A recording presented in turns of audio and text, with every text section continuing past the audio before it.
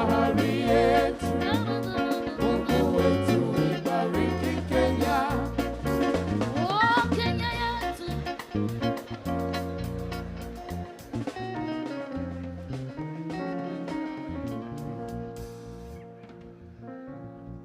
Good morning once again, distinguished delegates, ladies and gentlemen.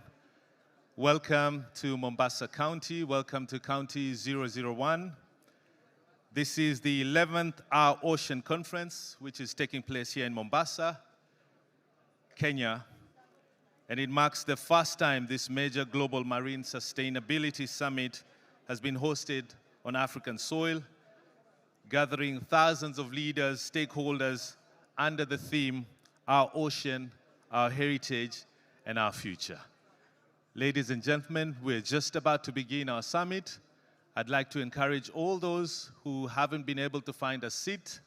We have plenty of seats outside this hall.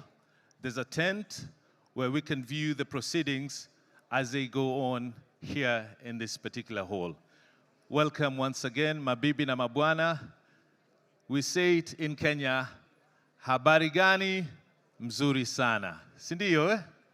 Can we do that again? Habari gani, which means it's a greeting. Hello, how are you? Habari gani mzuri sana. Habari gani mzuri sana. Okay, so let me greet you. Habari gani. I hear some of you are repeating habari gani. No. I'll say the greeting and you say it back to me, all right? Habari gani. Habari yako. Asante sana. Thank you so much for joining us here in Kenya today. I see many wonderful faces from across the globe. We're about to begin our summit. I'd like to request all those who still haven't found their seat, those who are standing at the back, we have plenty of spaces outside this hall.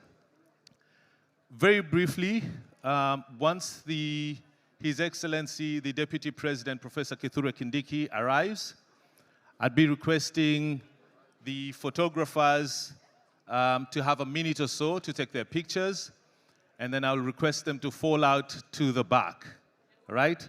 Not on the sides, not on the front, but to the back. Asante sana.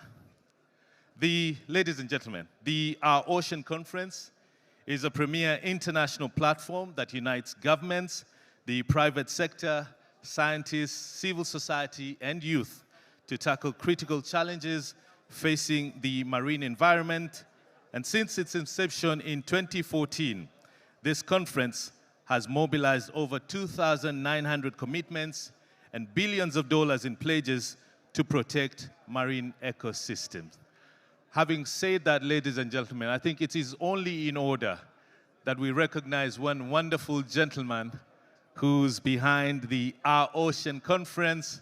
He is none other than the former Secretary of State of the United States of America, Mr. John F. Kerry, who's here with us. Let's give me a round of applause. Thank you. Thank you so much for your wonderful efforts in protecting the marine ecosystems. Indeed, we will all not be here today if it wasn't for your efforts started in 2014. It's been 12 short years, right? 12 short years, yeah? And we're still going, yeah? Asante sana. Thank you so much. The key areas that we're focusing in this summit today will be marine protected areas, sustainable blue economy, climate change, maritime security, sustainable fisheries, and marine pollution. And I know we're going to have a wonderful, wonderful session. Ladies and gentlemen, may I now please invite Mr. Michael Gitonga, the Secretary for State Functions. Welcome, sir. A round of applause for Nimrod for a job well done. Thank you. Thank you for preparing the room. And mine is very simple. It's just to confirm that we are ready to begin. So we'll have His Excellency, the Deputy President, joining us in just a minute, literally. And as guided by my colleague there, Nimrod Tabu, we have already looked at the areas of focus, and we're expecting the program to be fairly swift as we get ourselves ready. I hope for our visitors, they've managed to learn one or two Swahili words.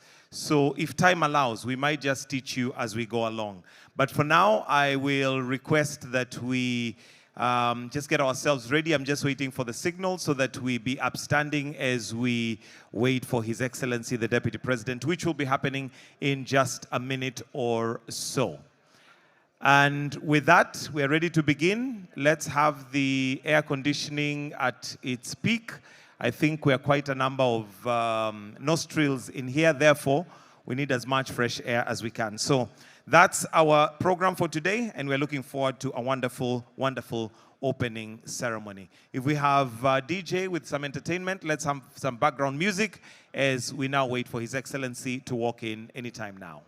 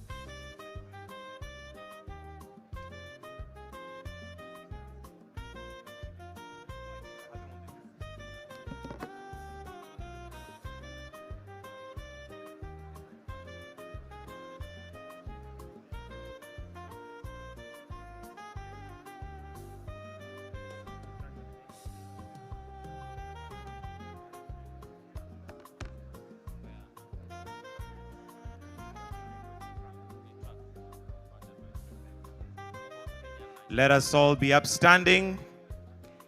Let us all be up on our feet as we have His Excellency, the Deputy President of the Republic of Kenya, Professor Abraham Kithure Kindiki. And let's put our hands together as we welcome him. That's something that we like to do in Kenya. Welcome with a clap, a warm clap. Welcome, Your Excellency. An honor to have you for this opening of the Ocean Conference.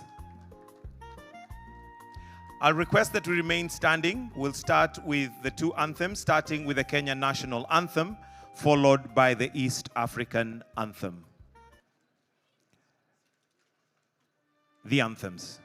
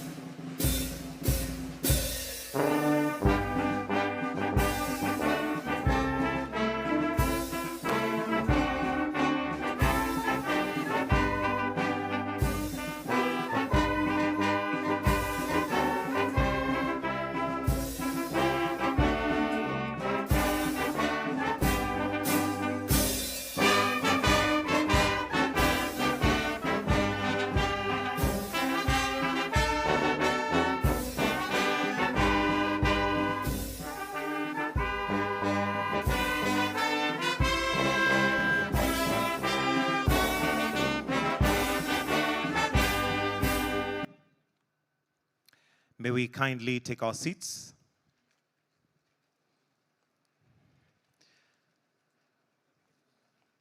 Your Excellency, Professor Abraham Kithure Kindiki, Deputy President of the Republic of Kenya. Your Excellency, John F. Kerry, founder of our Oceans Conference and former U.S. Secretary of State, the Cabinet Secretary for Mining, Blue Economy and Maritime Affairs, Honorable Ali Hassan Joho, all Cabinet Secretaries present, all governors, present, led by Honorable Abdul Samad Sharif Nasir, our host governor in Mombasa, members of parliament, principal secretaries, led by State Department of Blue Economy and Fisheries, Your Excellency special envoys who have graced this occasion, representing various countries, Your Excellency ambassadors, high commissioners, leaders of delegation, captains of industry, stakeholders, and all invited guests. Your Excellency, with your permission, to start us off, Kenya is well known for its hospitality, culture, and as the younger people would call it, good vibes. So we'll start with the Sengenya dance, a traditional dance of the Digo community of the larger Mijikenda. Mijikenda are found in the coastal region, and it is performed during happy occasions to celebrate major milestones, welcome honored visitors like yourselves, and mark moments of pride as Kenya shows off its beautiful culture and sheer beautiful coastal shoreline, which we hope our visitors will be able to interact with as they continue with this conference. This performance carries the spirit of resilience and pride of our coastal communities of Kenya and the welcoming hospitality of Kenyans. Why don't we put our hands together as they take the stage for a short piece of entertainment. Karibuni.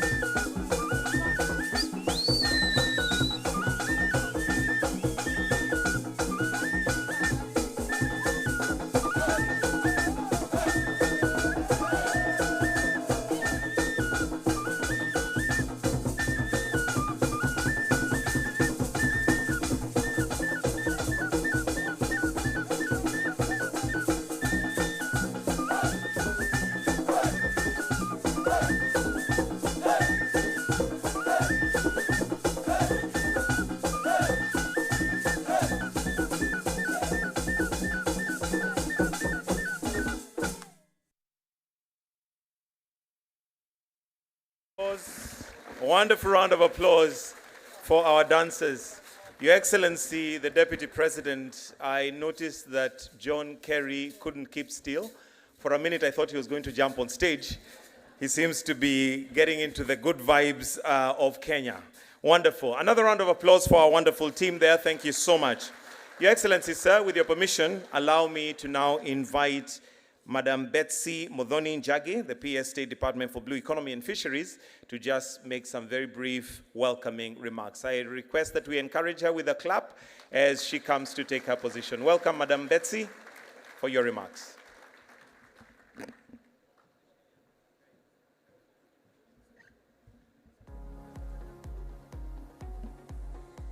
Thank you, Michael. Your Excellency, Honorable Professor Kithure Kindiki, the Deputy President of the Republic of Kenya, Honorable Cabinet Secretaries, Excellencies present, Governors, Honorable Ministers, Members of Parliament, Special Envoys, Captains of Industry, Development Partners, distinguished ladies and gentlemen. Good morning once again. Karibu Kenya, Karibu Mombasa.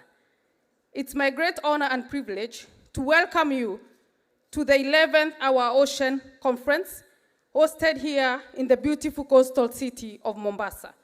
We are deeply honored by your presence and grateful that you have joined us from across the world for this important gathering dedicated to advance ocean conservancy, sustainable development, and collective action for our shared future. Your Excellencies, allow me, because this was made possible with various partners, but on behalf of the Secretariat, I want to welcome Ms. Cynthia Balzuna, the Global Deputy Director of Ocean Program at the World Resource Institute, which serves as the Secretariat of our Ocean Conference. Cynthia is a former Vice Minister of Water and Ocean Affairs of Costa Rica and has worked with various governments, international organizations, and partners around the world to convince them and advance on ocean action, sustainable ocean planning, and the implementation of ocean commitments. We appreciate her leadership and the continued support of the WRI in making the Ocean Conference a platform for meaningful global action. Welcome, Ms. Cynthia.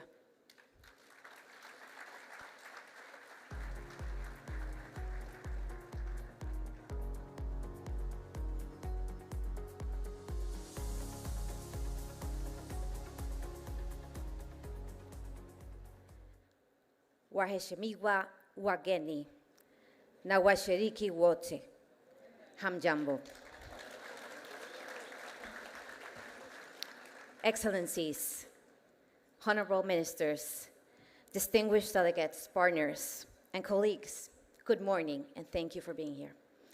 It is an honor to address you as we open the 11th to work alongside with the government of Kenya, and we would like to express our deepest appreciation for the government of Kenya for its leadership, partnership, and commitment in bringing an organizing team across government for their tireless work, dedication, and partnership throughout our journey. Over many months, we have worked side by side with the Secretariat to transform and celebrate all of the commitments made, and that will be, of course, shared in a few days. The strength of this conference is a reflection of the leadership and commitment. Since 2014, when our Ocean Conference was mobilized, almost 3,000 commitments valued at 170 billion in pledge finance. This is no small number, this is no small commitment from everyone here in this room. But more importantly, the new pledges is actually the delivery of the commitments. That is what makes a difference for marine ecosystems and coastal communities. Last year alone, the Secretary released the first ever comprehensive report of implementation of OOC commitments, finding that nearly 80% of these commitments submitted through this conference are either complete or in progress. As the Secretary, WRI is committed to ensuring the Ocean Conference continues to drive the transition from announcements to action, while also promoting accountability, transparency from commitment makers. This is why this morning I'm pleased to announce 2 new reports that will be that have been commissioned by the government of Kenya and the group of countries that have previously hosted this Ocean Conference. The first is a new progress report update assessing the implementation of commitments across our OSCE agenda from 2025 to 2026. I would particularly like to recognize Alex Lee Emery and Megan Cuddy, who authored the Global Progress Update and also co-authored the African Assessment.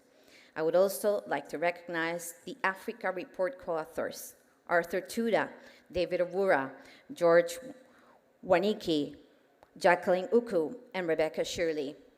Over the past year, 285 new commitments were made. 174 existing commitments began to be delivered, and 70 commitments were completed. These commitments amount an additional 2.7 billion delivered through our Ocean Conference mechanism.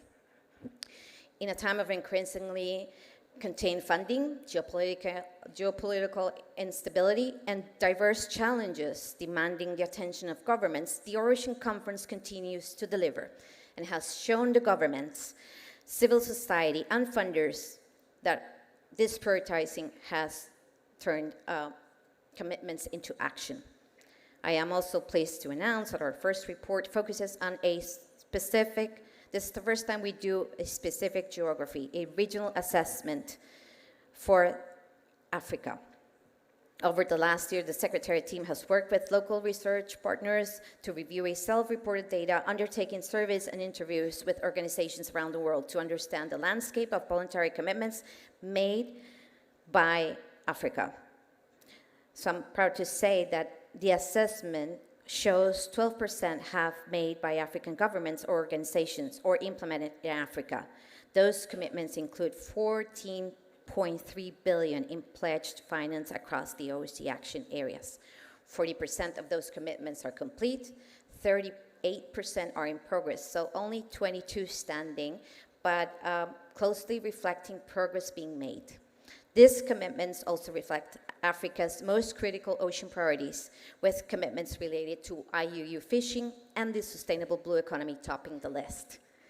As we bring this event to Africa for the first time, we look forward growing the participation of African governments and organizations in the process and seeing commitments data set reflect the impressive diversity of the ocean solutions being implemented across the continent.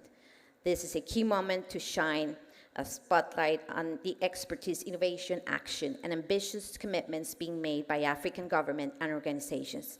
Commitments that were successfully implemented shared a few conditions: inclusive approach, build on local expertise and capacity, and most importantly, commitments makers contended with securing long-term accessible finance.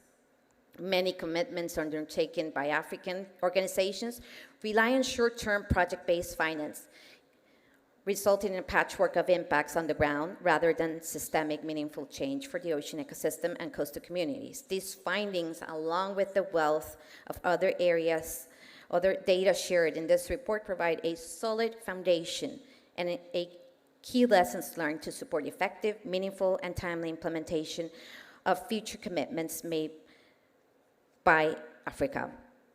It feels especially appropriate that we usher in the second decade of our Ocean Conference here in Africa, home of the world's youngest population, the fastest growing blue economy, and diverse, abundant marine resources that offer solutions to climate change, food security, sustainable jobs, and much more. The future of our planet and our global ocean will be decided here. We look forward to continuing to the Ocean Conference to be a key platform to grow Africa's ocean ambition, unlock resources to sustain that work, and empower local leadership. Thank you. Asante sana.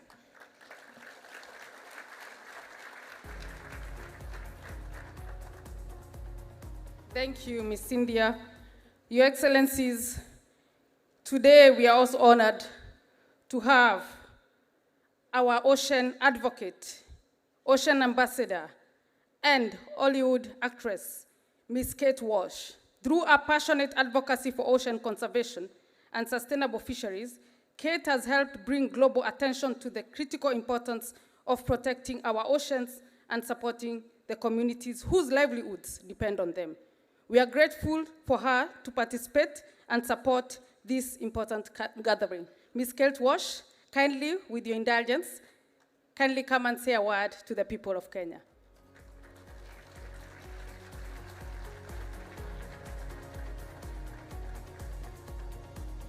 Thank you. Good morning. I'm just going to say a quick hello because you're going to hear from me later, so I don't want to bore you too much, but I'm so grateful to be here in such esteemed company. I thank you. I can't say no to Betsy. She asked me again to make an impromptu hello, so here I am, but I have more to say later, so thank you so much. And yes. Thank you, Ms. Kate Walsh.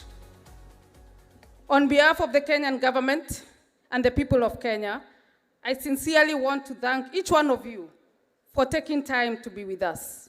As we engage in the meaningful dialogue, forge new partnership, and advance ambitious commitments over the coming days, we hope you will also experience the warmth of the Kenyan hospitality, the beauty of our coastline, and the richness of our culture and heritage. Our theme, our ocean, our heritage, our future.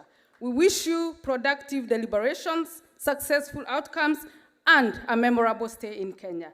Karibuni sana, and welcome to the 11th Our Ocean Conference. Thank you so much. Thank you, PS Betsy. Thank you. Your Excellency, next I'll invite the governor for Mombasa, which is the county which we are in. And Mombasa has a famous saying that it's easy to come in, but very difficult to get out. And I'm sure he'll highlight on that. Let's put our hands together as we welcome Governor. Your Excellency, Your Excellencies who are here, Karibuni Mombasa. I am here for two reasons. One, as your host, and two, as a major stakeholder within the oceans. As your host, first of all, a few tidying up that we need to be able to clear on. One, we have been able to arrange for shuttle buses for all of you, and we've got chaperones for each and every one of you in case over the time that you're not required, you do not have to just be sleeping in your beds. You can be able to enjoy Mombasa, and we're going to be able to take care of you during that stay. Two, there is a certain piece of legislation I know me and the Deputy President have not yet been able to agree in IBEC, and we have one simple law that Mombasa wants to be able to put into place, and that is to ensure that when you come to Mombasa, please make sure you finish all your money in Mombasa. It's something we take pretty seriously here. I am also here to be able to recognize the other leaders who are here. We've got Otichelo Wilberforce, the governor of Vihiga, the governor of Lamu, Isa Timami, Governor Mungaro from Kilifi, Governor Godana from Tana River, and my brother, Governor Modime from Taita. We also have quite a number of members of parliament. I want to congratulate my brother Hassan and the whole ministry for pulling this through. We have members of parliament from different parts of the political divide in this country, united for one particular cause, and that is ensuring that our oceans are going to be in safer hands. Maybe just by a wave of hands, the members of parliament. There you go.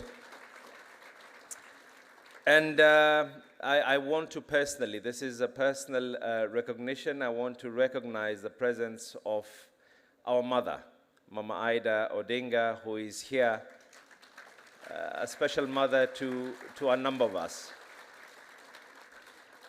As I was, for the last 3 days, the Cabinet Secretary has always been asking me, what are you going to talk about when you get there? And I had a whole written speech. But looking at the faces that are here, I would prefer speaking from my heart, not speaking from something that has been prepared on my behalf. as many of us here, we grew up in the ocean. As a son of the ocean, I can still be able to remember the gulp of seawater when we were trying to swim in the ocean, the taste of seawater, the itchiness that your eyes get when you try and swim freestyle in the ocean, the sand in your hair. But something that is more memorable to me, Your Excellencies, is when I was growing up, we used to visit the old port of Mombasa. And at the old port of Mombasa, the sea that was there, one thing that is still visible in my imagination is the fact that we used to see tiny little coral fish swimming there. Over the years, my children have never been able to see that. My children have to go to a conserved area to be able to experience and witness what I was able to witness freehold. We cannot make excuses. This was caused by man's greed and man's ignorance. The onus is in all of us here, individually and collectively. And despite the burden of a very, very impatient population that we all govern, despite the burden that some of us comes from different political areas where laws govern us in different ways, we have a responsibility to be able to act and not act tomorrow, but to act now. As a county government of Mombasa, I'm glad to state we have worked with the shipping industry and the port industry, and I want to congratulate and thank the stakeholders. We, over the last 2 years, started managing waste that was coming out from the vessels. As we speak right now, whether it was by coincidence, definitely not by design, but this week we're embarking on a very, very ambitious program to come up with waste segregation and recycling within the county of Mombasa, something that is definitely going to be reducing the waste that trickles down all the way to our oceans. We're working on handling hazardous waste so that we do not kill something that is to be enjoyed by the future generations.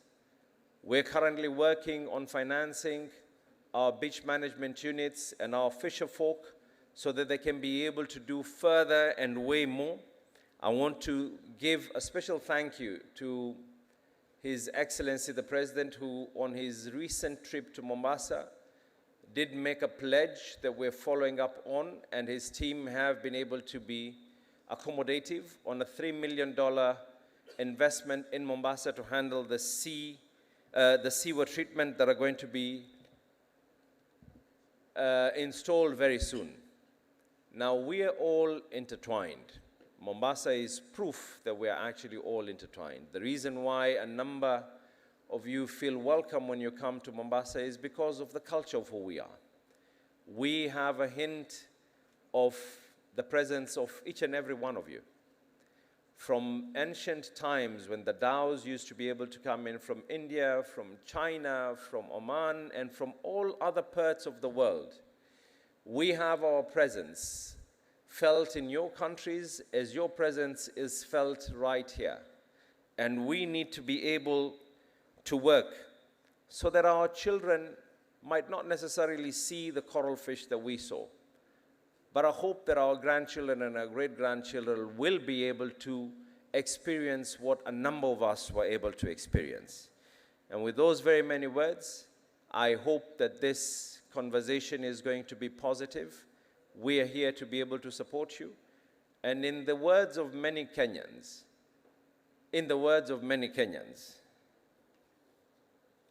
if we are able to act today, future generations will say tutam. Karibu sana waziri, uweze kuongea na wageni wako. Welcome, His Excellency. Thank you very much, and all of you enjoy Mombasa. Thank you very much. A round of applause for His Excellency, the Governor of Mombasa. And as I'd mentioned earlier, for our visitors, you may need to learn a few terms. I'm sure you've had one from His Excellency, the Governor, being two-term. Another one that you might need to learn is ni fire, si fire. But you'll be taught as we go along. For now, Your Excellency, allow me to invite the founder of our Oceans Conference and the 68th U.S. Secretary of State, former Special Envoy, Presidential Envoy for Climate, that's for the U.S., His Excellency John F. Kerry. Why don't we put our hands together as we welcome him? Welcome, sir. Welcome.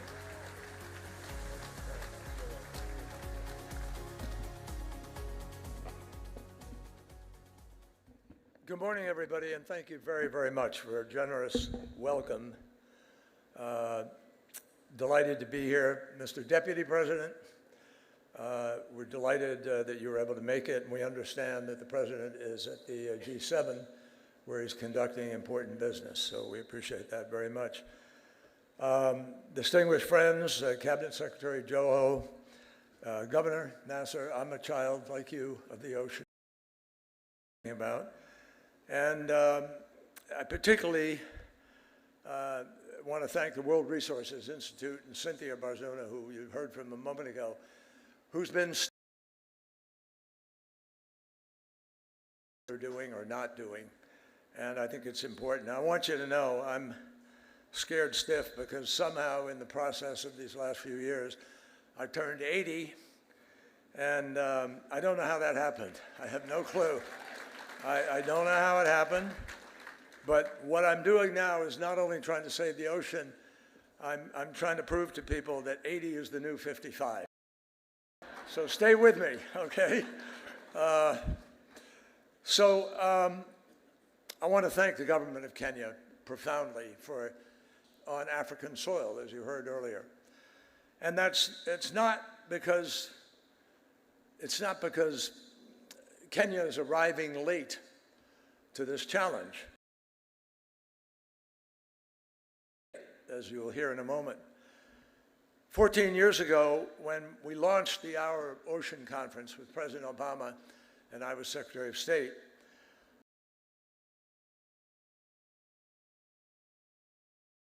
for all of us to focus on. And that is, and it's as true today as it was 14 years ago, we can't have a healthy planet. You know, think about what the ocean does for us every single day. The ocean produces roughly half the oxygen that we breathe. It feeds more than 3 billion people. It supports the livelihoods, the jobs for hundreds of millions more people. And it carries approximately 80% of global trade, with some negative implications for what happens in the ocean. Perhaps most remarkably, my friends, the ocean absorbs roughly 90% of the excess heat that is trapped on the planet because of greenhouse gas emissions. About a quarter of the carbon pollution that humanity emits every single year, the ocean takes, consumes. In other words, the ocean has actually been acting as Earth's life support system. And it's been protecting us. And the question before us as we come here to Kenya for this important meeting is whether we are willing to protect the ocean in return. Very, very clear message. The science is no longer warning us about a future problem. The science is describing a present. Have repeatedly reached record high levels. I mean, off the coast of Florida last year, 101 degrees Fahrenheit off Key West. That's the ocean. That's as hot as a hot tub, which has to be gas-fired in order to get to that heat. More than 1/3 of the world's fish stocks are harvested at biologically unsustainable levels. And scientists now estimate that roughly half the world's coral reefs are already lost or severely degraded. The vast majority of the remaining reefs could be at risk between the lifespan now of today's young people. And Africa has more young people than any other place. If we don't sort of take note of this, I don't have a bad metaphor, but putting your head in the sand and pretending it's not happening is not a solution. It's an invitation for disaster. And we see insurance companies pulling out now in various places in America. They won't insure homes that are by the sea because of sea level rise and the increased intensity of the storms. And we don't just care about the reefs because they're pretty to scuba dive on or to look at. We care because the reefs are essential spawning grounds, important to the life cycle of everything in the ocean. We also care that millions of tons of plastic, you saw it a few minutes ago on one of the photos here, millions of tons of plastic enter the ocean every single year, and it breaks down into microplastics. And almost every human being on the planet is taking microplastics into our bodies. Now, I can't prove it, but you might ask yourself the question of why there's so much more pancreatic cancer. Why is there so much more lung cancer and so forth? So we also care because millions of tons of that plastic is trapped in various parts, millions of years. And it is we human beings who are either making the choice or choosing not to make a choice that is what is creating this crisis. None of this is happening in theory anymore. When I started working on this issue, Al Gore and I were young senators, our first term, in 1985, and Reagan was president. And we became involved because Jim Hansen, a NASA scientist, testified to us, this is happening. That was in 1986, 85. We all went to Rio. We went to various parts of the world, Kyoto, you name it, to negotiate. But too many people still push back and fight and throw money to the wrong side of this challenge. I have personally seen the costs of climate change because I've traveled the world. I went to Antarctica, I went to the Arctic, I went to Svalbard off Norway. I've been all around our planet. And I have seen the costs of climate change up close and personal. But I've also seen something else. I'm not here to scold. I'm not here to scare. Because I do believe we can still solve this problem. We still have the power to do it. And I've seen something else all around the world. And you're seeing it right here today in this innovation, determination. Because while Africa has contributed the least of any part of the world to this crisis, it is increasingly now helping to lead the world's response. And that leadership is on display here today, tomorrow, yesterday. That's why bringing our ocean to Mombasa is so important. Not simply because of geography, but because this coastline actually reminds us of something pretty fundamental. For centuries, long before climate summits and international conferences, the waters of the Indian Ocean connected Africa to the wider world through trade, culture, exchange. And the ocean has always connected us, my friends. The great poets of everybody's nation have always touched on the power of the ocean. The challenge before us is not a lack of knowledge. We know exactly what is happening. The challenge is whether political will can finally catch up with the science. Because every major issue governments are wrestling with today actually has an ocean dimension. Energy security, food security, economic growth, trade, national security, climate security, stability. And the ocean is not on the sidelines of the world's biggest challenges. It's at the center of them. And that's what makes these meetings exciting, the energy, the dynamic that you bring to the table. And as we look forward to COP31, one lesson really should be clear.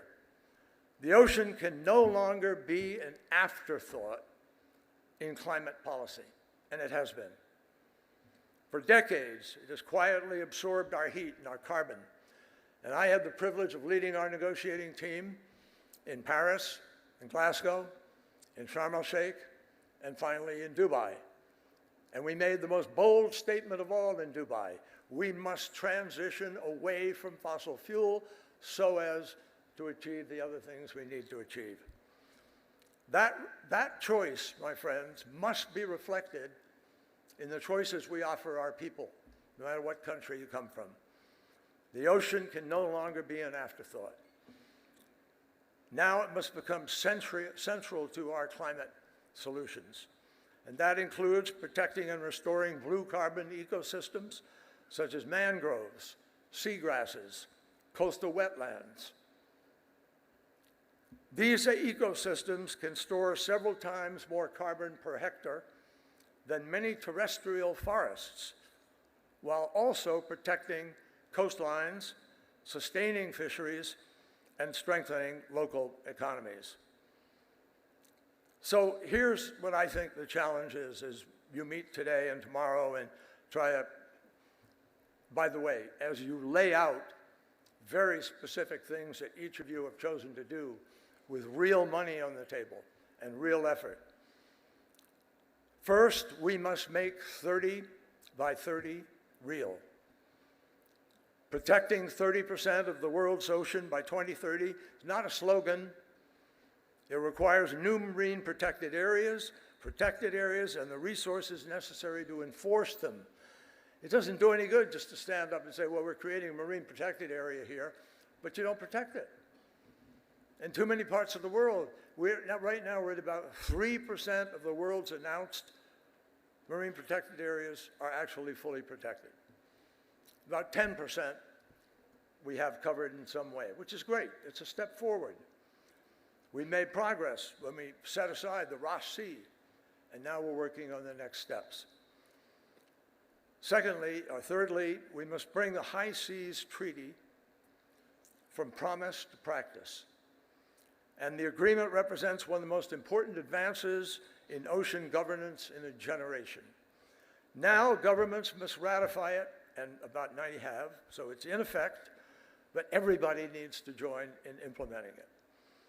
Fourth, we must intensify the fight against illegal, unreported, and unregulated fishing, a practice that robs coastal communities of billions of dollars, a practice that undermines honest fishermen, and that threatens food security around the world.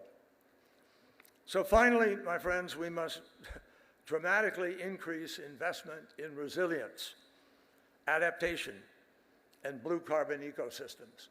And nobody's happy that we have to do that, but the reality is if we don't do that, many more people are going to get hurt, and everybody's going to pay more in order to clean up the mess.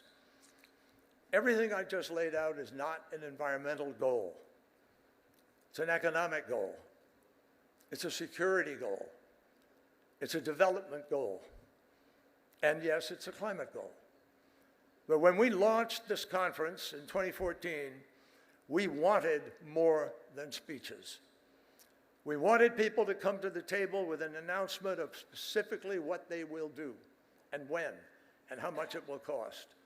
And that's what Cynthia and Bazuna and the World Resources and others are looking at. We know what's happening now with this money. Some of this has gone to financial aid, some of it to programmatic assistance, some of it through businesses, philanthropies, scientists, civil society, have all initiated thousands of commitments, folks. 41% of these commitments have been completed. Tell me another conference that produces that kind of result.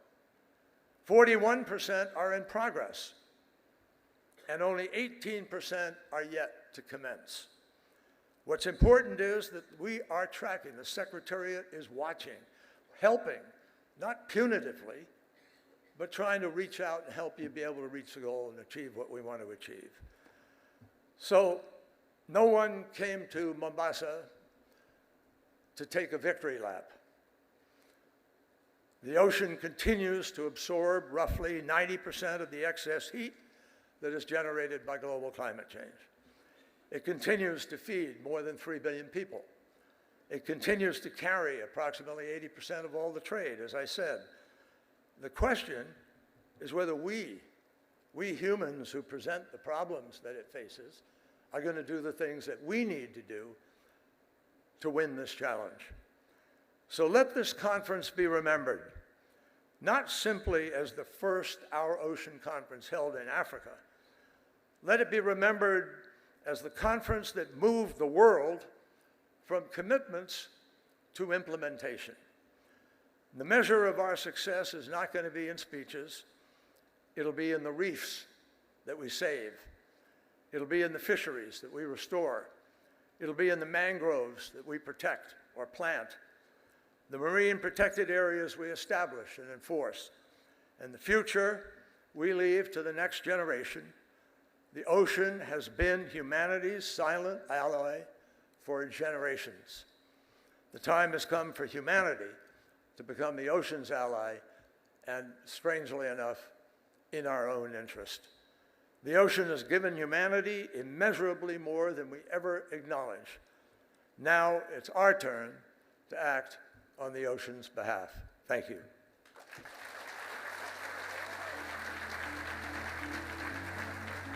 Thank you, Your Excellency John F. Kerry, for highlighting the weight of this conference and also what needs to be achieved, and I'm sure it's going to be achieved. Your Excellency, the Deputy President, allow me to now invite the Cabinet Secretary for Mining, Blue Economy and Maritime Affairs, Honorable Ali Hassan Joho. A clap for him, please. Welcome, Waziri.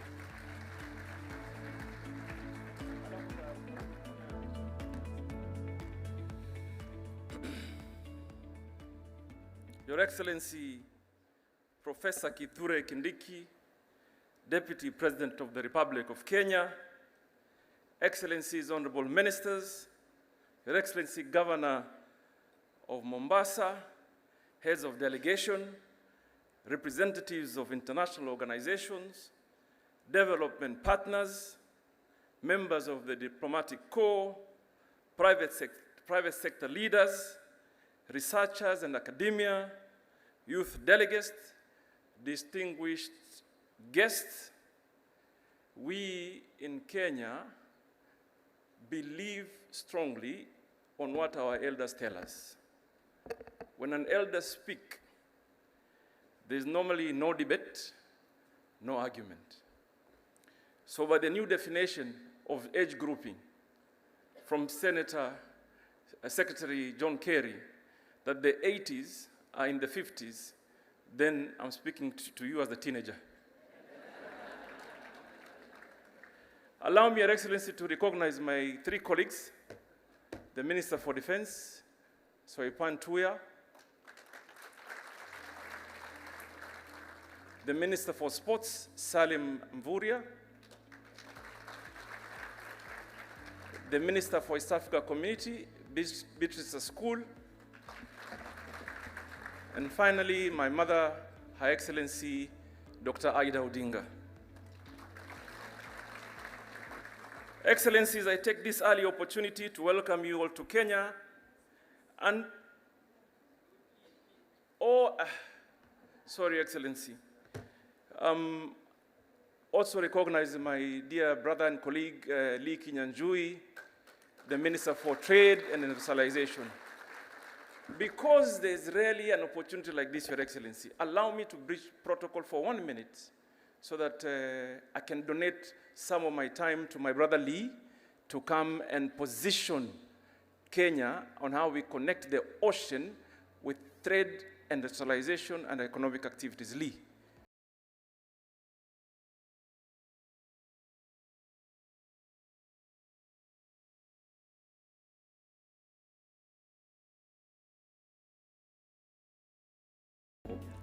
Thank you, the Honorable Hassan Jeho, the Minister for Blue Economy. Allow me, Your Excellencies, to acknowledge our Deputy President, Professor Kithure Kindiki, the Secretary, John Kerry, and all the guests who are here observing all the protocol. Mine is very simple, is to say that for a long time, as has already been said, the blue economy and the oceans have not been given their due attention. And in particular, even here in Kenya, to also confirm that for the longest period, the issue around blue economy was within different departments of government and never consolidated. And I'm happy to see that over the last 4 years, we have since consolidated, we have a full ministry, and we have a policy so that we can realize the full potential of the blue economy. Allow me also to say that of the entire world, in Africa and in Europe and other places, proximity to the ocean is associated with wealth, especially in the West. The realization of how to extract wealth from the ocean, especially in the West and the Americas, is very high.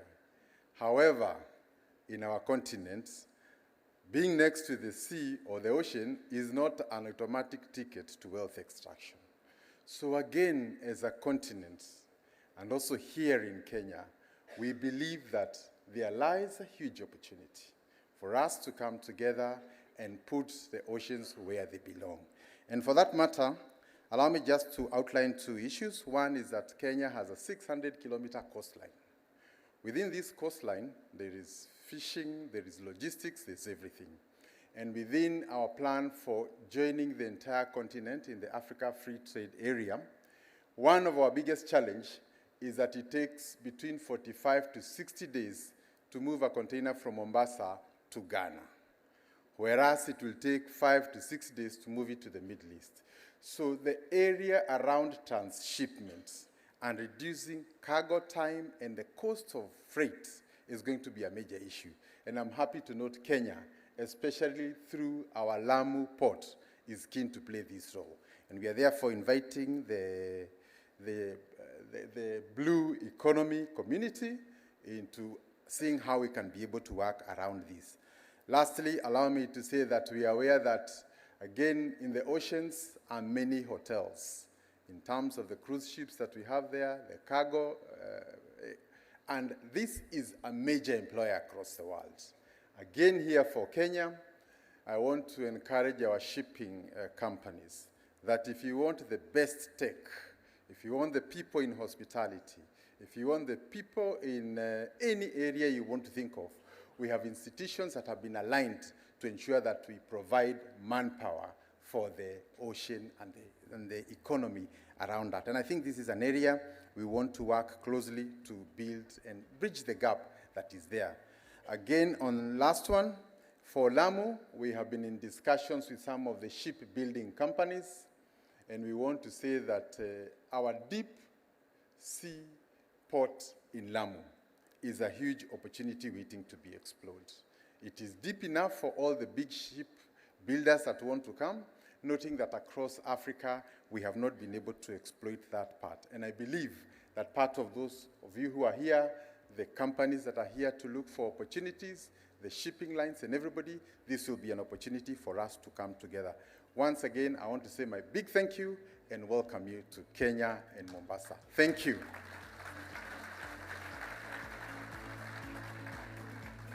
Excellencies, I take this opportunity to welcome you all to Kenya and to the historic coastal city of Mombasa for the 11th Our Ocean Conference. We are deeply privileged to convene this global ocean community at such defining moment for our planet and our shared future. I extend our sincere appreciation to all our delegates, partners, institutions, and stakeholders who have joined us for this important global gathering. Ladies and gentlemen, we meet under the timely and powerful theme, Our Ocean, our heritage, our future. This theme reminds us that the ocean is not only a shared natural resource, but also a shared responsibility. Having been born and raised along Kenya's coastline, I have personally witnessed the profound connection between coastal communities and the ocean. For generations, the Indian Ocean has shaped our identity, sustained livelihoods, facilitated trade, inspired culture, and created opportunities for millions of people across our region. Unfortunately, today, the ocean faces unprecedented pressure from climate change, marine pollution, biodiversity loss, habitat degradation, unsustainable exploitation of marine resources, and illegal, unreported, unregulated fishing. These, however, pose critical opportunities for us to address immediate economic, social, and security aspects affecting livelihoods, food security, resilience, and sustainable development. Distinguished guests, cognizant of the above, the government of Kenya is undertaking deliberate measures to unlock the immense potential in our marine and aquatic resources while safeguarding them from future generations, through sustainable and science-based management approaches. Under the leadership of His Excellency, President William Samoei Ruto, Kenya has prioritized the blue economy as a key driver within its bottom-up economic transformation agenda.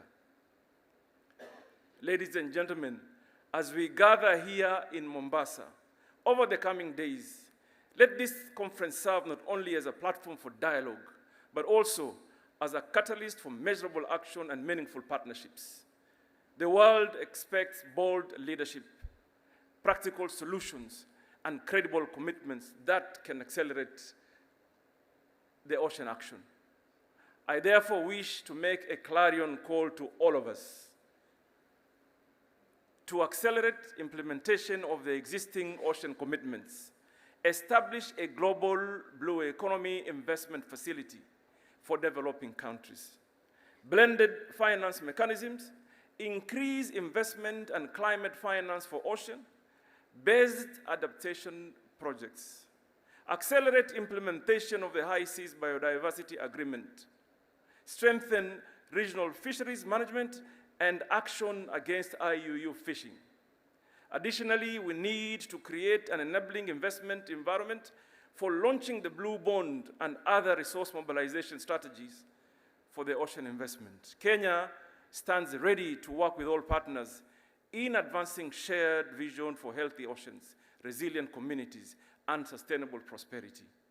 History will judge us not by the promise we make today, but by the actions we take to secure the future of our oceans. I wish to express my sincere gratitude to all development partners, sponsors, organizers, technical teams, stakeholders, and volunteers whose dedication and commitment have made this conference possible. I extend my special appreciation to the people of Mombasa, whose governor spoke from the heart. Later on, we will want to find a cardiologist to look at that heart. And we will leave to the commitment. But thank you, Governor, for hosting us. Yesterday, you took some of the delegates to some dance, even though you got them to dance, but you never danced. And that's why we'll find a cardiologist to look at your heart. I extend special appreciation to the people of Mombasa for their warm hospitality and continued stewardship of Kenya's coastal heritage. And once again, I warmly welcome you to Kenya and to Mombasa and wish you fruitful deliberations during this conference. Your Excellencies, they said, so there's a famous saying, it goes in Kiswahili, kuingia Mombasa ni harusi, kutoka Mombasa ni matanga.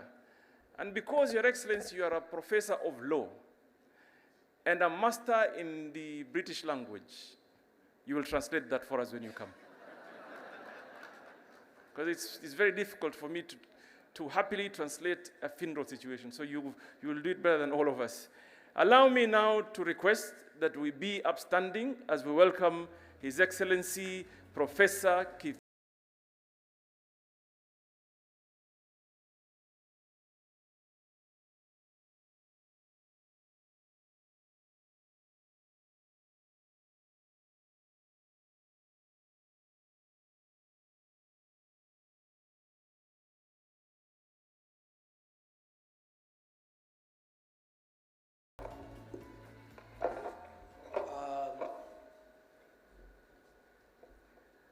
Wow, we are too many. We are very many, and this is great.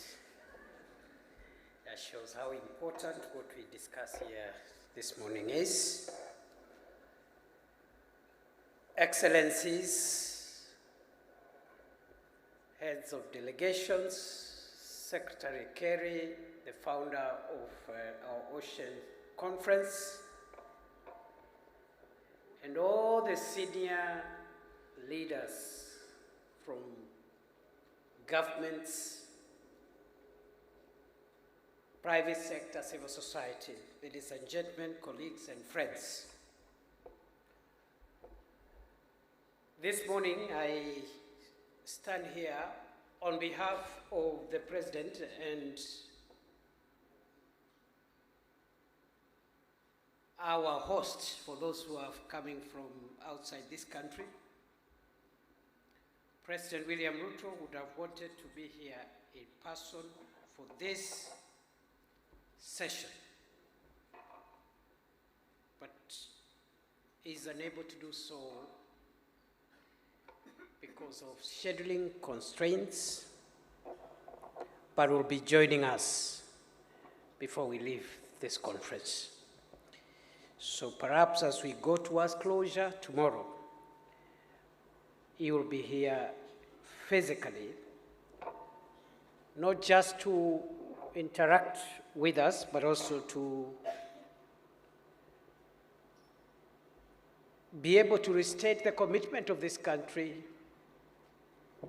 and indeed the global community to the subject matter that brings us here today. And so because I have explained in what capacity I stand here, I'll be very limited and careful in the things I say. But allow me to just reaffirm what colleagues who have spoken here have said, how important the oceans are to the survival of our planet.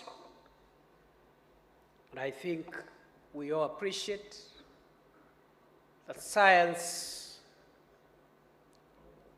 tells us that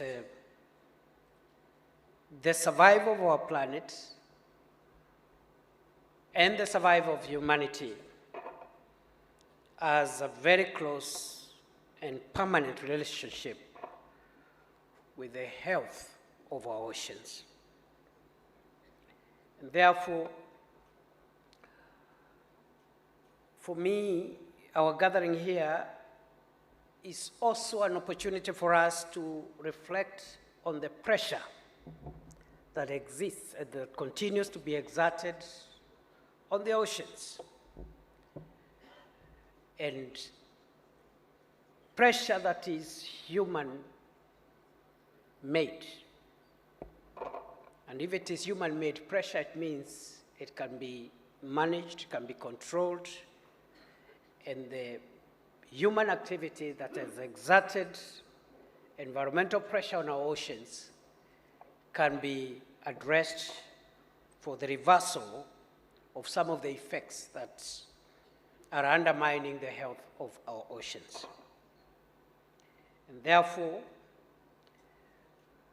we must appreciate how unsustainable the situation as it is today is, and work towards implementation of a sustainability program and has just been said by Secretary John Kerry and other speakers, moving to action and impact. Kenya has been associated with the global debates on the oceans for quite a bit of time. 50 years ago, Kenya took a very, very active role in the debates and the conversations that eventually culminated in the adoption of the UN Convention on the Law of the Sea in 1982 in the Montego Bay Conference. And that legal framework has helped to some extent to mitigate against anthropogenic pressures on the ocean, with commitments around pollution and also the management of the common spaces of the ocean, the common heritage of mankind and spaces that are beyond the national jurisdiction of any state. Excellencies, therefore, Kenya continues to participate as a member of the global community in these discussions. Fast forward in 2018, together with Japan and Canada, we hosted the Conference on Sustainable Blue Economy in Nairobi, co-hosted. In 2022, together with Portugal, we co-hosted in Lisbon the second UN conference on the oceans. And therefore, we are happy to be part of this ongoing conversation. And I must say, therefore, the creation of a special ministry responsible for the blue economy and maritime affairs is not an accident, it's not an afterthought, but is a continuation of a long journey that this country has traveled in terms of focusing our attention as we look towards contributing to a healthier and safer environment and the oceans. I must commend Secretary Kerry, the founder of this initiative that brings us here today, and I hope this edition will meet to the standards of the dreams and aspirations of the founders of this initiative and will build on the successes of previous conferences to strengthen cooperation and accelerate implementation, to create synergy, and also to make sure that we promote policy coherence, boost scalability of action, and secure the positive impact that we look for. It has been said that we need to take care of our marine biodiversity and also manage the effects of climate change and protect sensitive marine ecosystems. And I don't think it is my space to speak about that because I know there are enough scientists and enough professionals in this field who can state this matter a little clearer. Allow me to say that in terms of situating what our obligation as this generation is on this subject matter, it has been said that we do not inherit the earth from our ancestors. Instead, we borrow it from our children. What this means, friends, is that we have an obligation as the current generation to return the ocean to our children cleaner, richer, and more resilient than we found it. That is how profound our obligation is. And ladies and gentlemen, I started by situating the context, which was that President Ruto would have wanted to physically open this conference because of its importance and its place, not just for Kenya, for this region, but also for the world. But again, it was not possible. Therefore, President Ruto, as a message for this session, even as we wait for him to come and join us physically before the end of this conference. Allow me, therefore, ladies and gentlemen, to leave it there for now and then request that we listen for 5 minutes the message of His Excellency President William Samoei Ruto, President of the Republic of Kenya, on occasion of this official opening of the 11th Oceans Conference and the high-level session that will be following immediately after this. Wapi makofi ya rais? Oh, sorry, I spoke in Swahili. I just said, Excellencies, let us listen to His Excellency the President. Thank you very much. I was not trying to interpret the Minister Joho's proverb, and you cannot delegate upwards, Minister. So if you have to delegate your responsibility, it has to be to, maybe to the next person. Am I right? Please. Where is the video? Excellencies, distinguished delegates, investors, partners, and friends of the ocean. Hamjambo. Karibuni Kenya. Karibuni Mombasa. It is my honor to welcome you to the 11th Our Oceans Conference, the first ever held on African soil.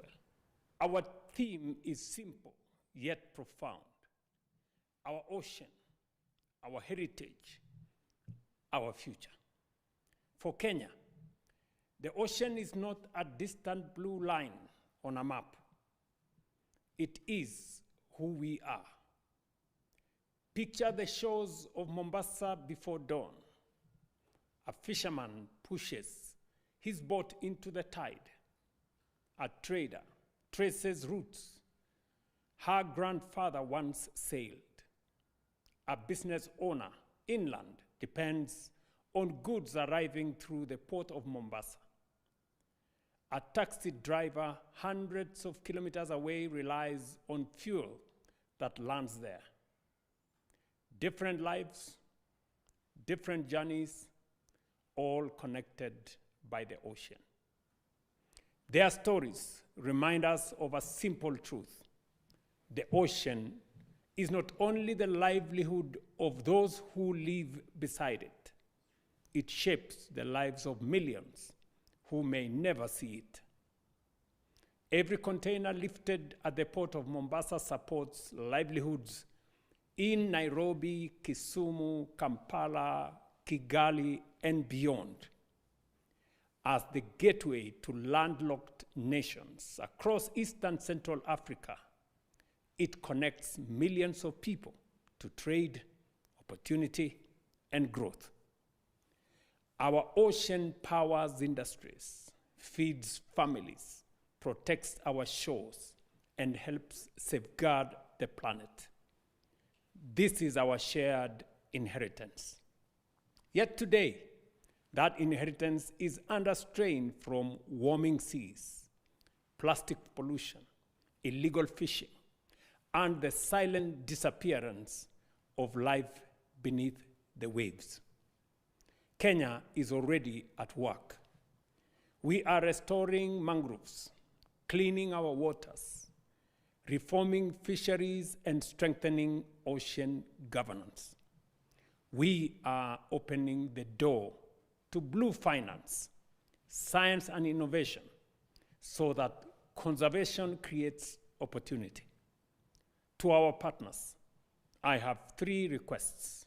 First, help us protect 30% of the ocean by 2030 with the financing, technology, and enforcement that meaningful protection demands. Second, invest in us. Bring capital that builds industries, dignifies work, and restores the ecosystems on which prosperity depends.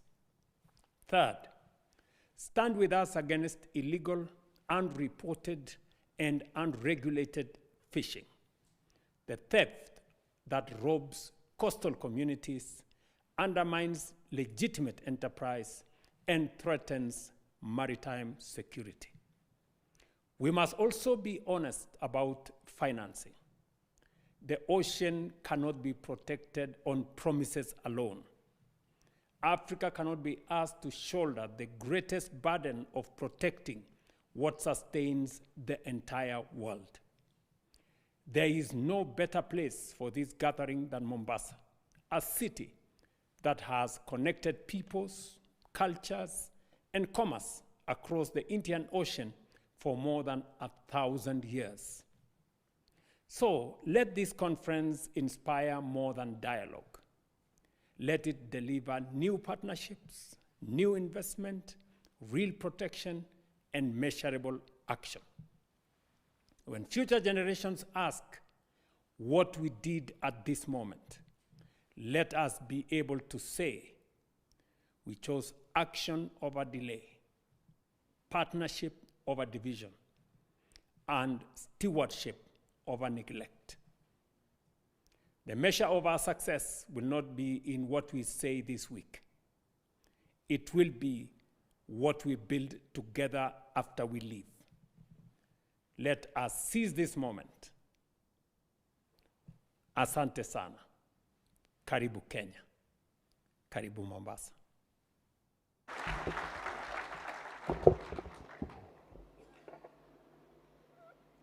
With the President having sent us his message, it is now my singular honor on his behalf once more to welcome all of you who have come from outside Kenya and to declare the 11th Ocean Conference officially open. Thank you.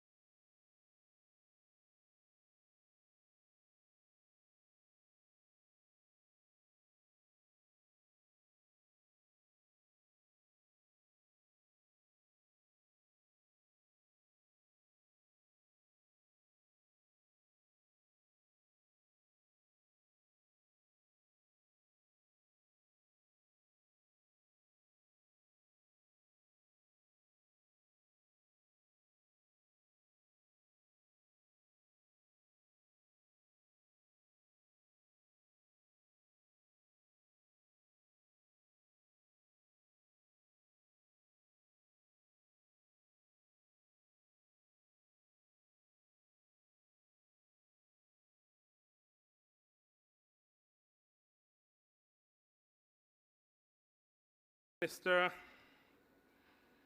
Excellencies, the Vice President of Kenya,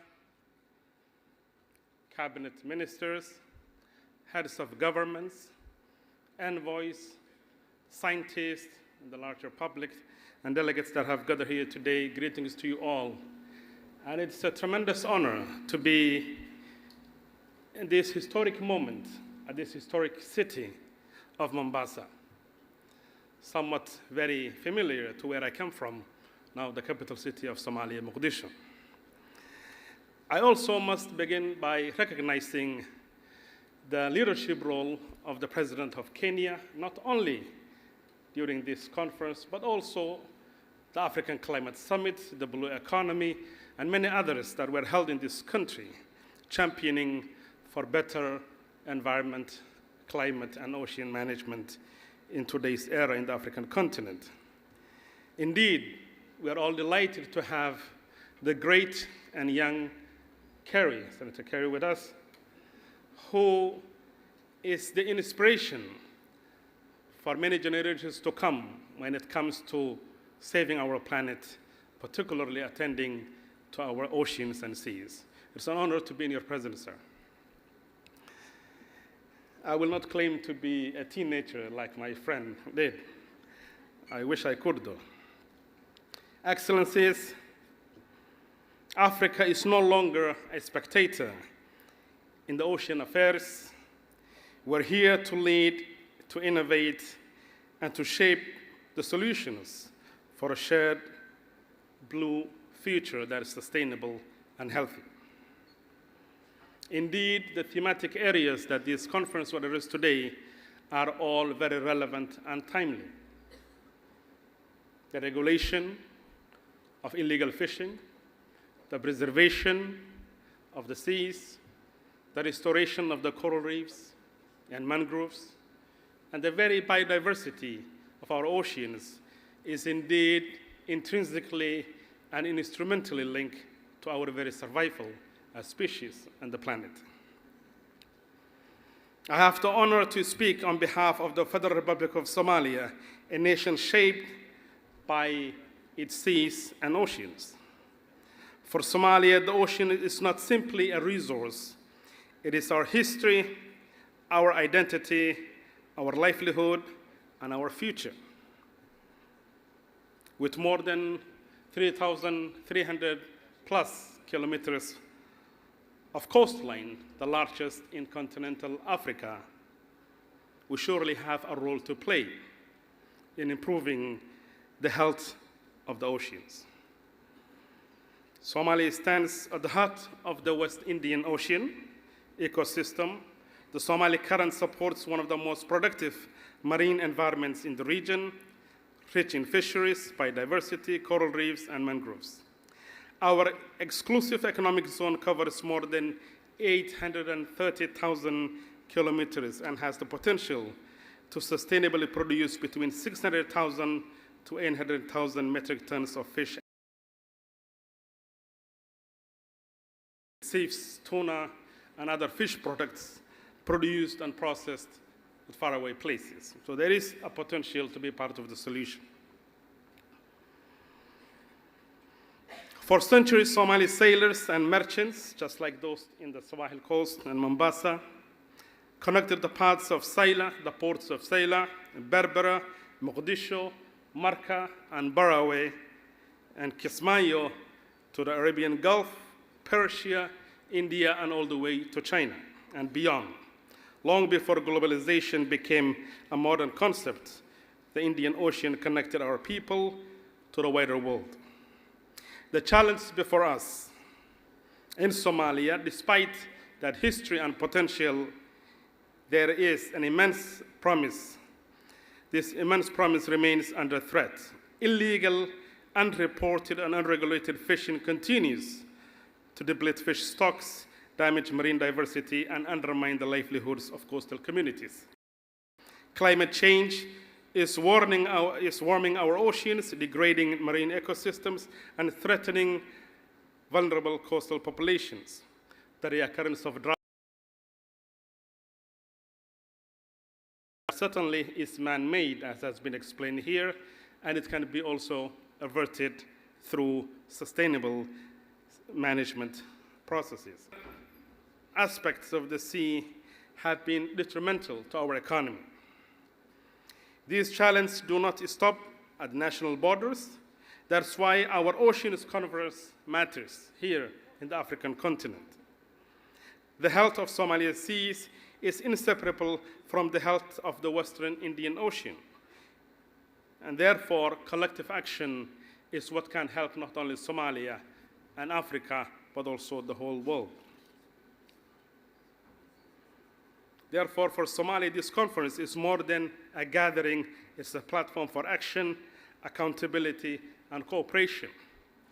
Unfortunately, the international media often depicts certain sensational stories that occur on the coasts of Africa.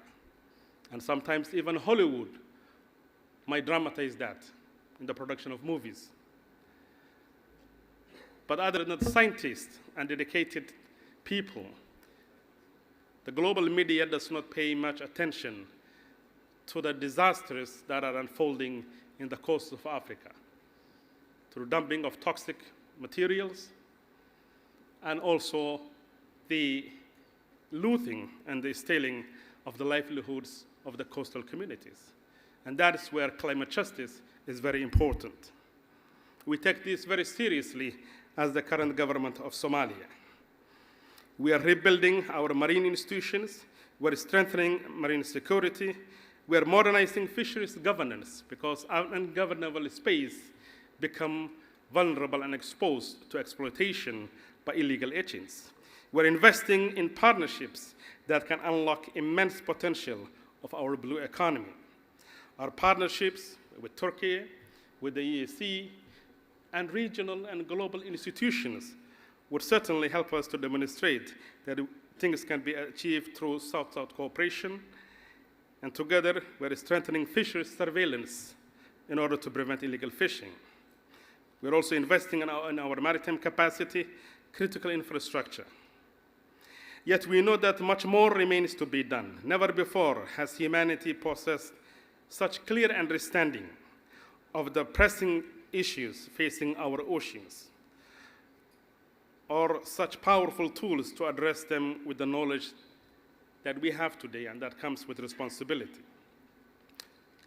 Many have said that this should not be about speech, but rather about commitments from the countries, the governments, the communities, and all of us working collectively together.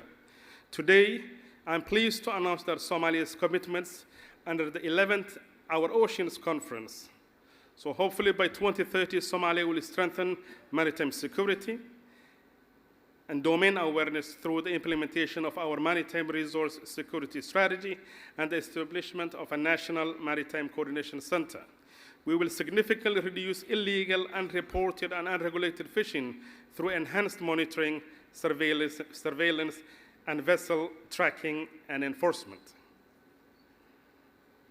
Of course, as Senator Kerry has mentioned, it is estimated, according to scientists, that about 50% of the world's coral reefs and mangroves are almost lost, if not under imminent threat. Therefore, we hope to restore at least 10,000 hectares of mangroves and coastal ecosystems and establish the foundations for a national network of protected areas. We will develop and implement a national maritime litter action plan to reduce plastic pollution and improve waste management in coastal communities. We will invest in ocean science, marine research, and capacity building. According to our Minister of Fisheries is here, in the coming years, we hope to invest about $500 million in sustainable blue economy as one of the biggest ocean countries in Africa. Excellencies, for Somalia, ocean conservation and economic development are not competing priorities. A healthy ocean strengthens food security, a secure ocean attracts investment, and investment creates jobs and opportunity for our communities. It's part of our national development plan, it's part of our economic development plan, and it's part of our new state building agenda to invest in our maritime resources and to partner with the rest of the world so that we can mutually benefit. Of course, With our strategic location, we envision that we will be able to connect, as has been the case with the rest of the world, in a more sustainable business relationships. I will conclude with the following observations. Perhaps in the Western world today, the most pressing policy issue is about migration, or illegal migration, as they may call it. That is also something that has to do with what's happening in the seas and activities that are happening there. Hopefully, we all will join our efforts in finding common solutions to this common problem.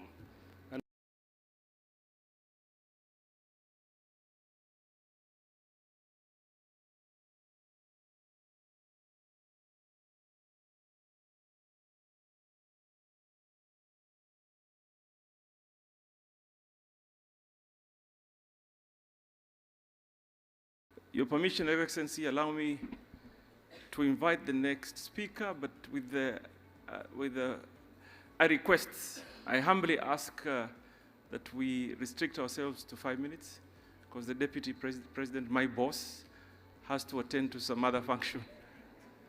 My boss has to attend to some other function. Allow me, Your Excellency, now to invite Mr. Constant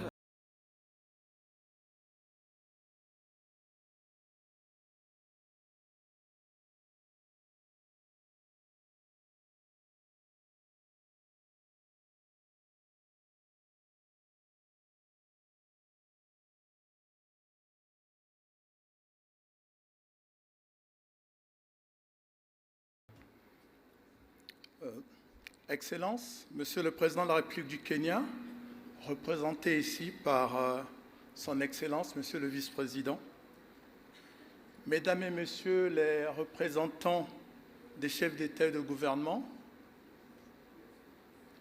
Monsieur le sénateur John Kerry, champion de la cause des océans, Madame la directrice exécutive du Programme des Nations Unies pour l'environnement, Monsieur le commissaire de l'Union africaine, distingués délégués en vos rangs et qualités respectives, Mesdames et Messieurs.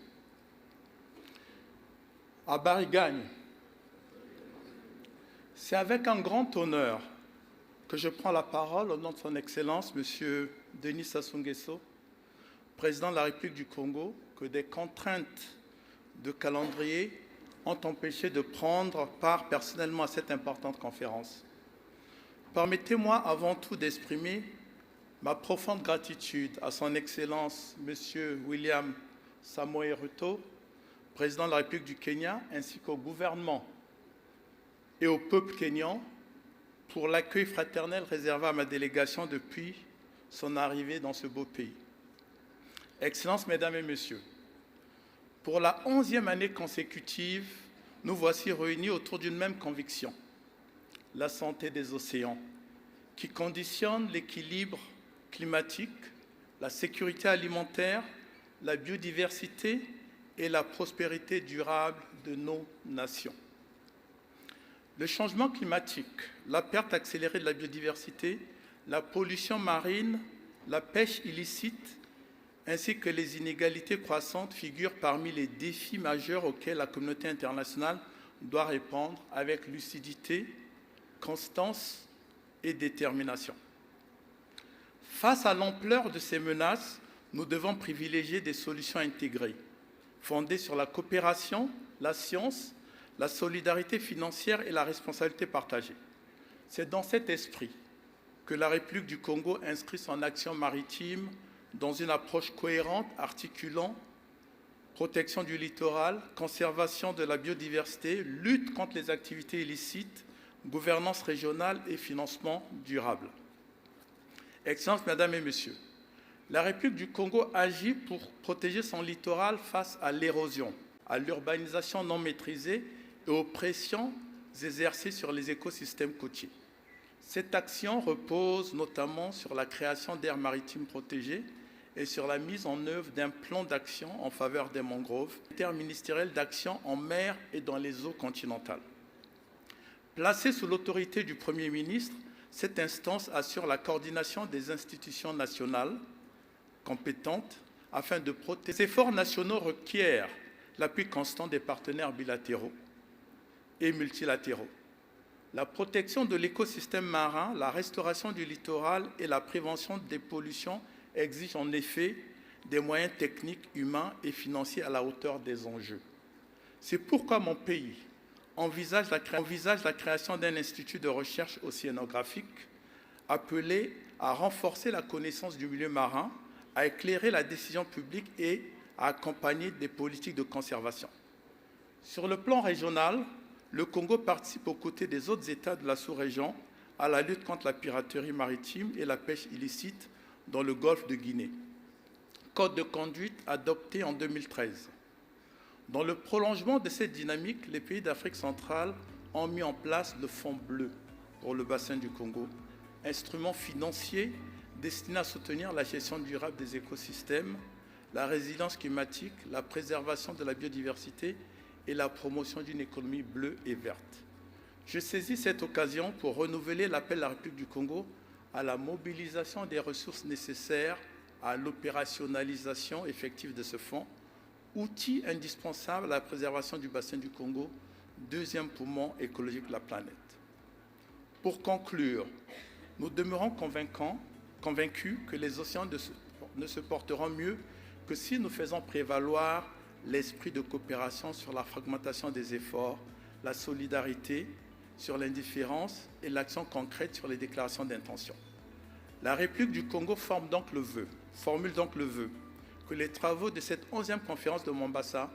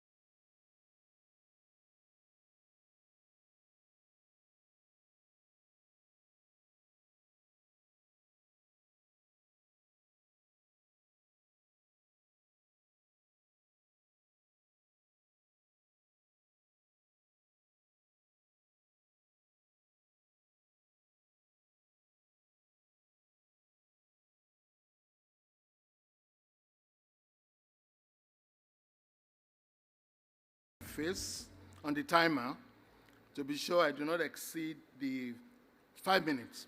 His Excellency Professor Kinturu Kindiki, Deputy President of the Republic of Kenya, His Excellency Abdul Samad Sharif Nasuru, the Governor of Mombasa City County, Secretary John F. Kerry, founder of Ocean Conference and former U.S. Secretary of State and Special Envoy on Climate Change, His Excellency the Cabinet Secretary Hassan Ali Joho and other Cabinet Secretaries of Kenya here present, His Excellency Salah Ahmed Jama, the Prime Minister of the Republic of Somalia, Excellencies, colleagues, honorable ministers, distinguished ladies and gentlemen, invited guests, gentlemen and women of the press.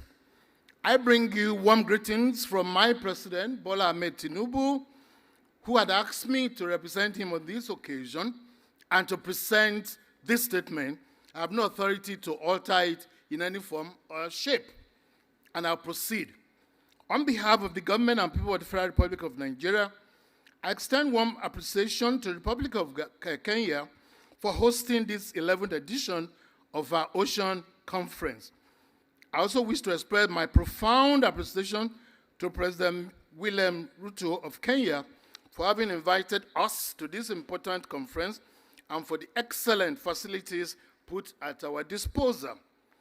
This gathering reflects our shared determination to safeguard the oceans as a heritage for the present and future generations. Nigeria stands as a major maritime nation in Africa with governance over extensive coastal waterways covering about 853 kilometers and a vital stake in the Gulf of Guinea. Our ocean resources are central to food security, trade, energy, and the livelihood of Nigerians. For Nigeria, the ocean is not only a source of prosperity, but also a pillar of sovereignty, security, and climate resistance. We recognize that the health of our oceans directly determines the stability and prosperity of our continent. At the section of my administration in May of 2023, we decided to prioritize the blue economy by establishing a federal ministry dedicated to the blue economy and maritime affairs. Nigeria reaffirmed its commitment in this regard to the United Nations Convention on Law of the Sea and the rule-based ocean governance. We call for stronger African collaboration to combat illegal, unreported, unregulated fishing, which determines food security and economic stability. Nigeria continues to invest in maritime domain awareness and safe surveillance to safeguard its waters. In this regard, we have launched a Blue Economy Action Plan to harness fisheries, shipping, and maritime tourism, including renewable energy as drivers of inclusive growth. We pledge to create 5 million new jobs based on the oceans by 2025, prioritizing youth and women, and to ensure that ocean industries uplift vulnerable coastal communities. We urge equitable financing and technology transfer to enable African coastal states to fully benefit from ocean-based industries. The immense maritime resources need to be fully harnessed as a major contribution to the growth of our GDPs and by extension, national development. Nigeria underscores that the climate ocean nexus, emphasizing adaptation for vulnerable coastal communities, we urge to expand maritime protected area by 2030, restore 50% of degraded mangroves, and champion a continental initiative to eliminate single-use plastics. In this regard, Nigeria called for global support to address marine pollution, which threatens the ecosystem and our livelihoods. Nigeria has demonstrated leadership in the Yaoundé architecture for Gulf of Guinea. We would like to stress the need for joint patrols, intelligence sharing, and regional frameworks to secure African waters. Maritime security is inseparable from food security, trade facilitation, and peace building. Through the adoption of modern technology and enhanced naval capability, Nigeria has significantly reduced incidents of piracy in the Gulf of Guinea, thereby removing major impediments to freedom of navigation and connected commercial shipping. Partnership and global collaboration is very key in this regard. Nigeria welcomes partnership with Kenya and other African coastal states to advance ocean diplomacy. We encourage collaboration with development banks and the private sector, as well as the civil society, to mobilize sustainable financing. We emphasize the importance of youth and women, once again, for their participation in ocean governance, ensuring inclusivity in decision-making, and the full exploration of the opportunities for employment, job creation in these categories. In closing, distinguished ladies and gentlemen, the Deputy President of Kenya, Nigeria has come to Mombasa with a very clear message. Our ocean is our common heritage, and its future depends on the collective action we take today. We stand ready to collaborate, to lead, and to contribute to building a continent where maritime sovereignty is respected, security is guaranteed, and prosperity is shared. Together, let us ensure that ocean remains a source of life, peace, and opportunities, not just for our generation, for generations yet unborn. Long live African unity and solidarity. Long live our oceans, and long live relations between the Federal Republic of Kenya and the Federal Republic of Nigeria. I thank you for your attention. That's the end of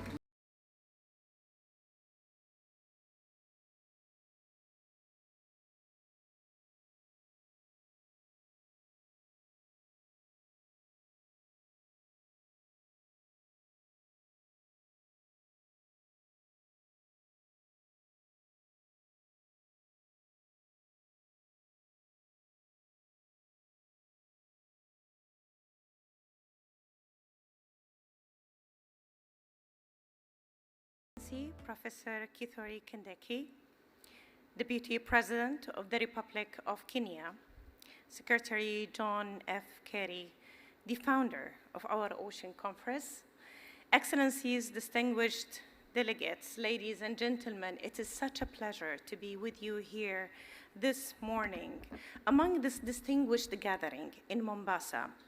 I would like to thank the government of Kenya for hosting us at the 11th Our Ocean Conference and for their warm hospitality as usual. And we commend Kenya's leadership in convening this very important conference on African soil for the first time.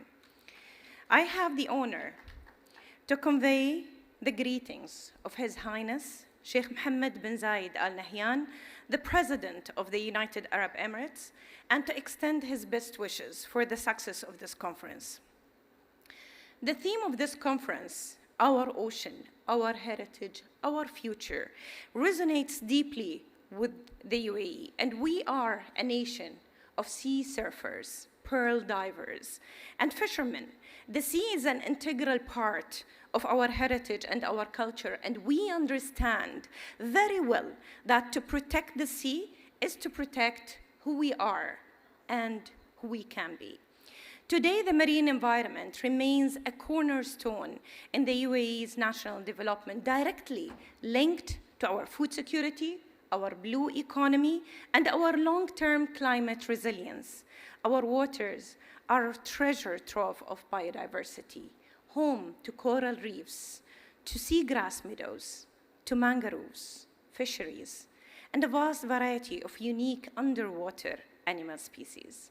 To safeguard this natural heritage, the UAE is blending ancient respect for the sea with technology and artificial intelligence. And just to give you a few examples of that, J1, our state-of-the-art marine research vessel, monitors deep water ecosystems and maps our marine resources with unprecedented precision. Furthermore, to accelerate our nature-based solution, which we rely greatly on to combat climate change, we have pioneered drone-assisted mangrove rehabilitation.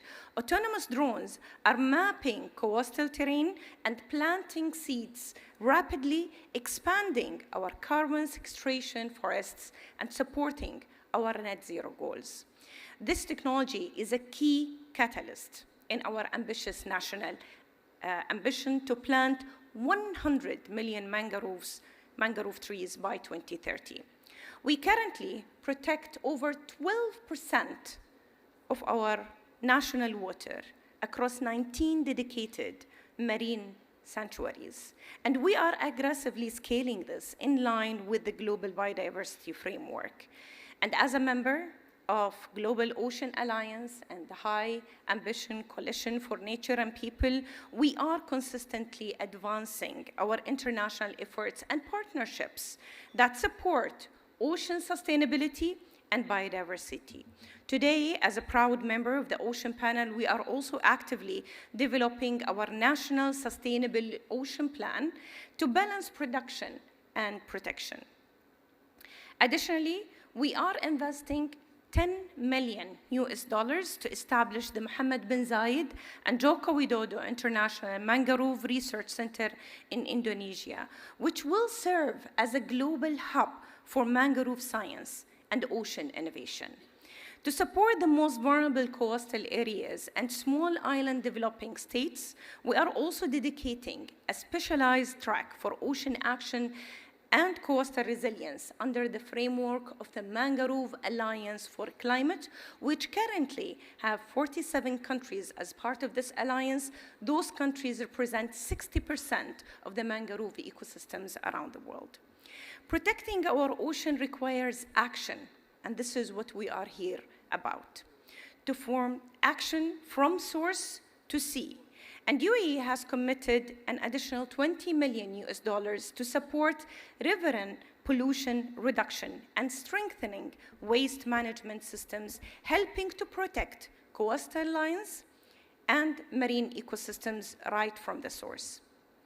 The challenges facing our oceans today are cross-border challenges that require collaboration among nations, and this is what we are here about today in our ocean conference.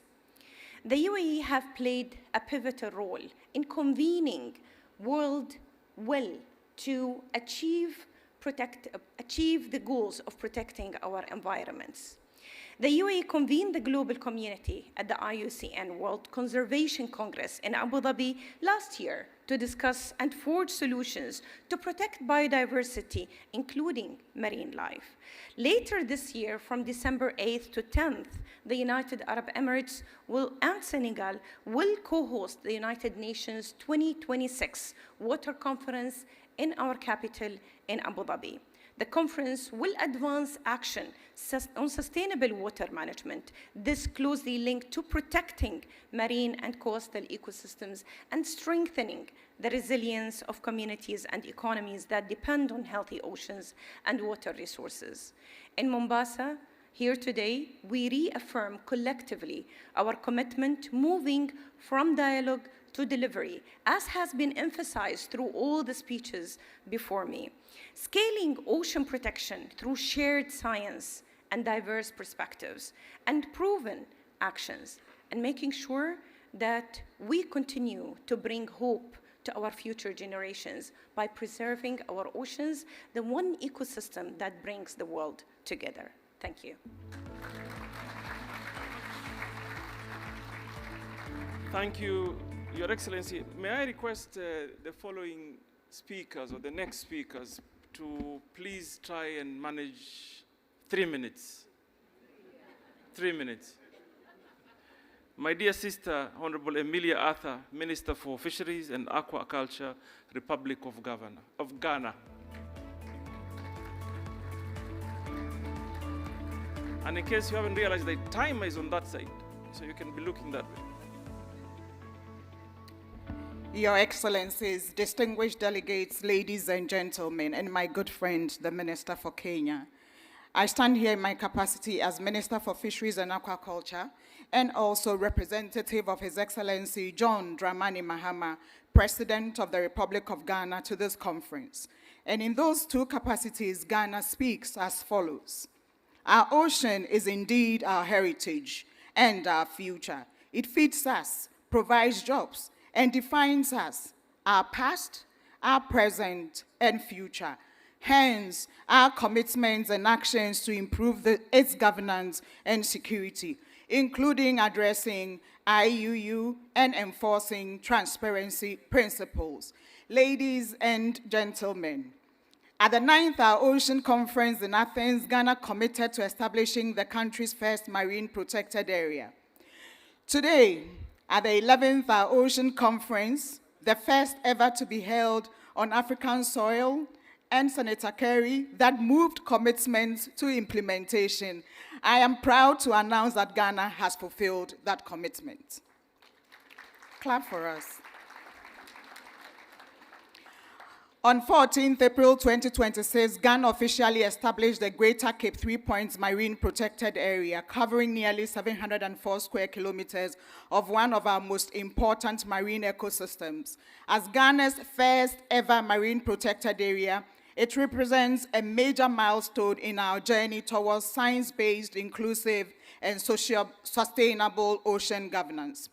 This multiple-use protected area safeguards critical breeding and nursery grounds while supporting sustainable fisheries and coastal livelihoods. It was developed through extensive consultations with all stakeholders. In addition, Ghana has strengthened protection for small-scale fisheries by extending, through law, the inshore exclusion zone reserved for artisanal fishers from 6 to 12 nautical miles along our 550-kilometer coastline. We believe this must account to the 30-30 target. Building on these achievements and guided by the latest FAO State of World Fisheries and Aquaculture report, Ghana is pleased to announce a new commitment to develop aquaculture economic zones with a national investment of $20 million across the country. As part of Ghana's Blue Economy agenda, which encompasses both marine and inland water resources, these zones will promote sustainable fish production, attract investment. We are learning from Egypt so that the contribution of Africa's aquaculture to the globe will be more than the current 3% that we have. Today, Ghana is proud not only to report a promise fulfilled, but also to make a new commitment for the future, one that advances healthier oceans, productive inlands, and a resilient blue economy for generations to come. I'd like to say, as I take my seat, that Africa must stand together. We must work together. We must succeed together in this space. Thank you. And as Africa, we are together.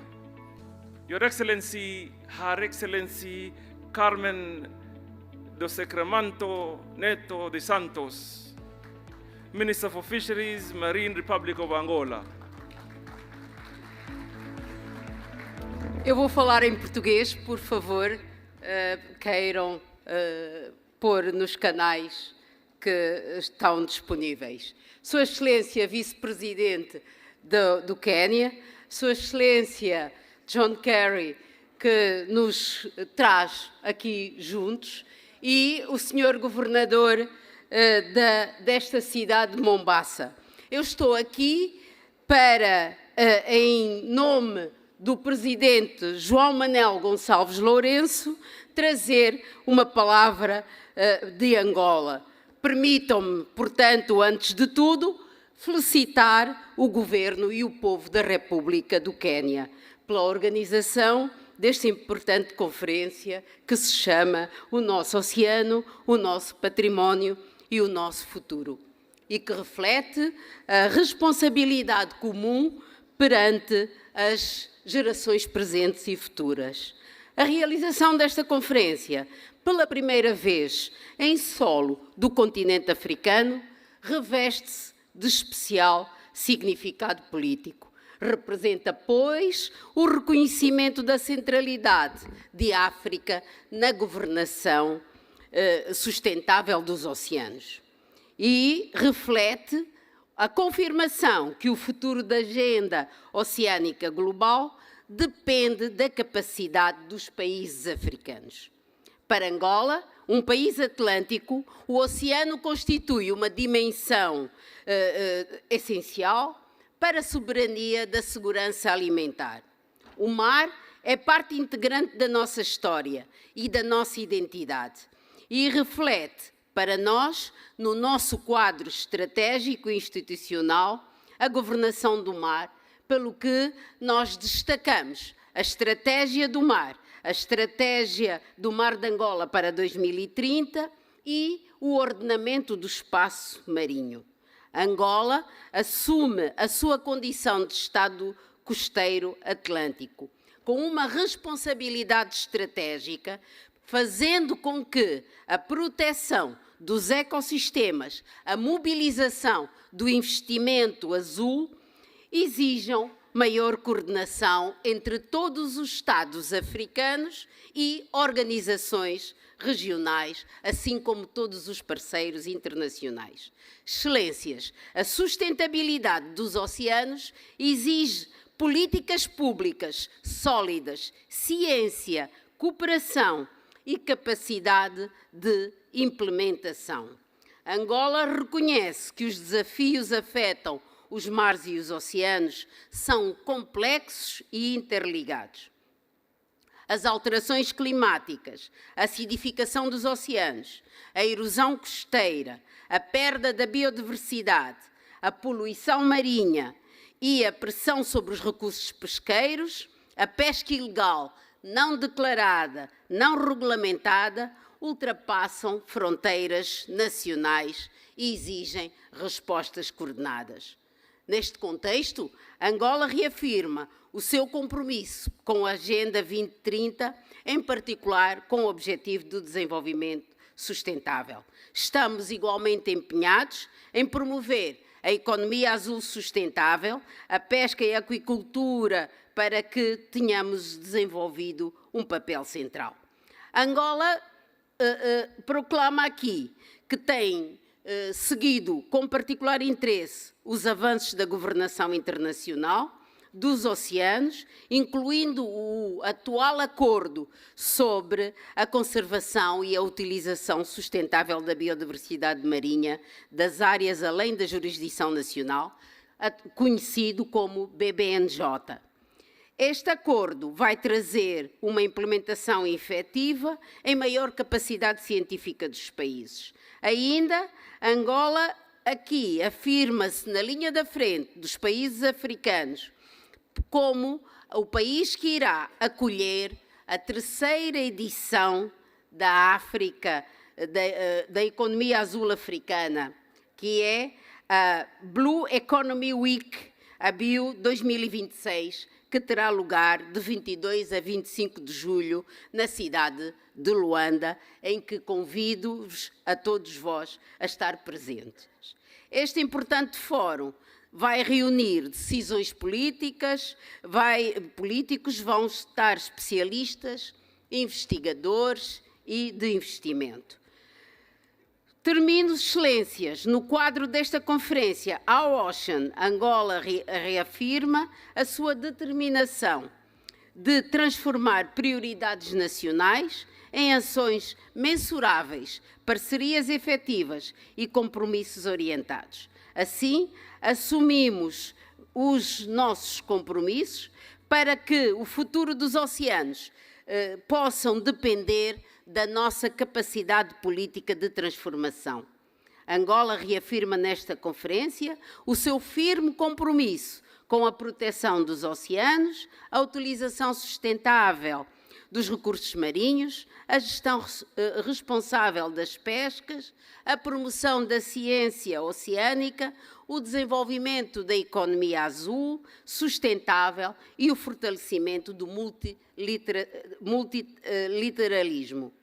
Que esta conferência, realizada pela primeira vez em solo de África, marque uma nova responsabilidade partilhada. Que o oceano seja protegido como património comum, governado com ciência e transformado em fonte de prosperidade sustentável para os nossos povos. Thank you, merci beaucoup, graças, muito obrigada. Com licença. Her Excellency Carmen do Sacramento Neto de Santos, obrigado.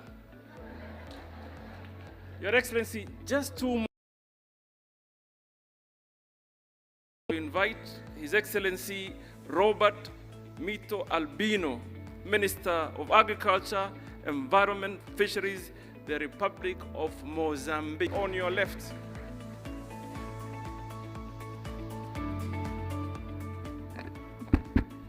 Sua Excelência, Vice-Presidente do Quênia, Sua Excelência, todos presentes, todo o protocolo observado.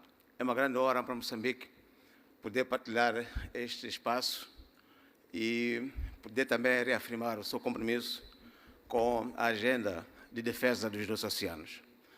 Para Moçambique, os oceanos são parte da sua história, são parte da sua economia. É por isso que nós nos consideramos um dos grandes países costeiros, com mais de 2.700 quilômetros de costa marítima. Viemos aqui para esta 11ª conferência com 2 mensagens. A primeira mensagem é que reiteramos o nosso compromisso com a conservação marinha.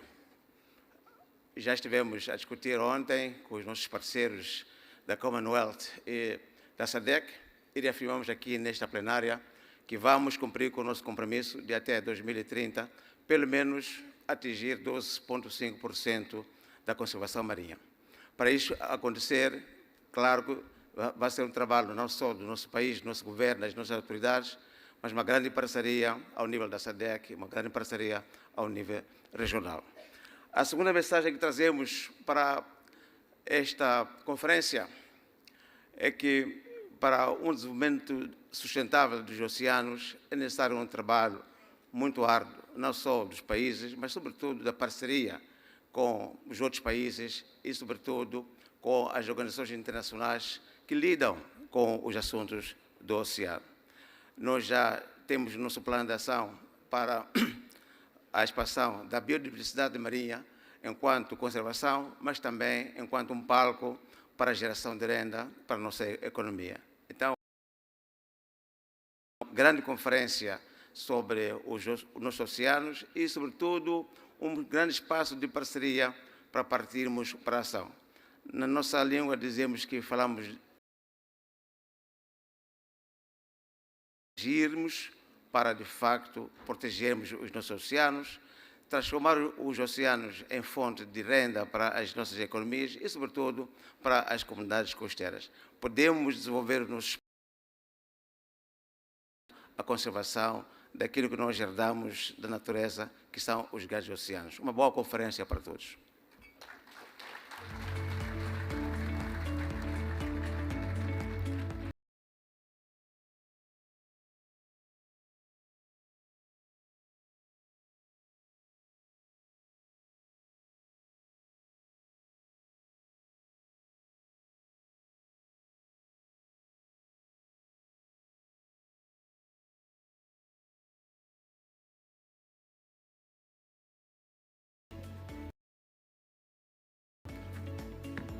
Thank you, Director of Ceremonies. Your Excellency, Professor Kithure Kindiki, Deputy President of the Republic of Kenya. Your Excellencies, former U.S. Secretary of State John Kerry, who is the founder of our ocean conferences, all protocols observed. Honor for me to address this distinguished gathering on behalf of His Excellency Mohammed Ali Yusuf, the chairperson of the African Union Commission, and to convey his warm greetings and best wishes for the success of this important conference. Allow me at the outset to express the African Union's sincere appreciation to His Excellency President William Ruto, the government and the people of Kenya for hosting this 11th Ocean Conference and for demonstrating strong leadership and advancing ocean action, sustainable development, and the blue economy agenda. This being an inaugural and opening doors for the continent. Excellencies, honorable ministers, Africa is home to over 38 vast inland water bodies and some of the world's most productive marine and freshwater systems. These resources sustain millions of livelihoods, support trade and transport, provide food and nutrition, and offer immense potential for economic growth and prosperity. Yet, for many African countries, the full potential of these resources remains largely untapped. The African Union and its member states have demonstrated strong political commitment by adopting key continental frameworks, including the 2050 Africa Integrated Maritime Strategy, the Policy Framework and Reform Strategy for Fisheries, Aquaculture, and the African Blue Economy Strategy. These frameworks provide clear vision, clear policy direction. However, our collective challenge today is no longer about strategies and policies. Our challenge is implementation. This therefore requires stronger partnerships and collective actions. It requires investment in sustainable fisheries, aquaculture, maritime infrastructure, marine conservation, innovation, and ocean observation systems. It also requires the strengthening of our capacity to generate and utilize ocean data. It also ensures that women and the youth are not left behind, because that is very, very key behind our success to achieving Agenda 2063, which is the Africa that we want. That is why heads of states this year declared that it's a year for assuring water sustainability as well as sustainable sanitation. That shows that water is key, oceans are key. Therefore, it remains for us to make sure that we can fully utilize the water and the oceans for the benefit of our people. It is reminding us health of our ocean is inseparable from our future of economies, our societies, our planets. It therefore calls upon us to ensure that ocean governance remains equitable, inclusive, science-based, and responsive to the needs of the present and the future generations. As we gather here, therefore, in Mombasa, let us renew our collective resolve to move beyond commitments and accelerate implementation through stronger partnerships, greater investment. Let us work together to ensure that our ocean continues to sustain our people, our prosperity, and peace. The AUC remains committed to assisting our member states for a better ocean and a better future.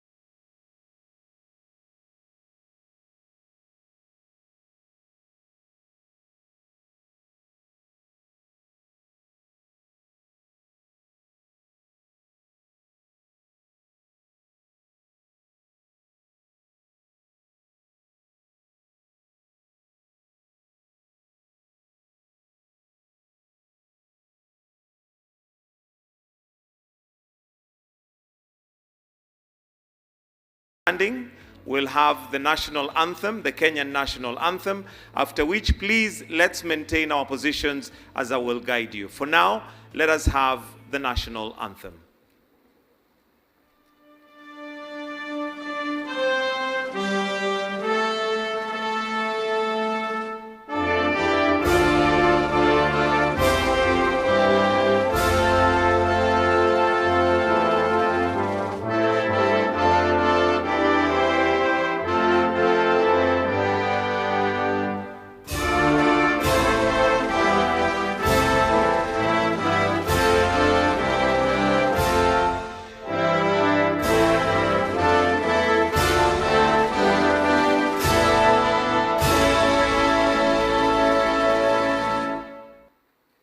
With that, I'll invite His Excellency, the Deputy President, together with the special envoys that have delivered a statement, ministers present, and the Governor Mombasa to kindly join His Excellency for the family photo. The rest of us, we can take our seats briefly, kindly. So I'll announce that again. It is His Excellency, the Deputy President, the special envoys that have delivered a statement, ministers present, and the Governor Mombasa to kindly join His Excellency, the Deputy President, for a family photo. The rest of us, I kindly request to take our seats. We shall be continuing briefly. I'll shortly hand over to my co-host, who is going to be leading us with the rest of the session, Mr. Nimrod Tabu. And we'll be taking a short break for tea, then come back for the plenary. So immediately after the family photo, we'll then be taking a short break for tea, then come back for the plenary. And allow me to invite Nimrod to just come and give us guidance for the sessions that are upcoming. Karibu, Nimrod, to just give us guidance on the rest. Thank you. Thank you, Michael. Distinguished delegates, kindly hear me out. We'll break for tea shortly, but because time is far gone, I'd like us to have tea break for just about 20 minutes, and we're back in the hall to begin our plenary session number 1, which is on pathways to achieving 30 times 30 or 30 by 30 and protecting the high seas. All right. Meant to understand, we need to be back here at 12 noon exactly.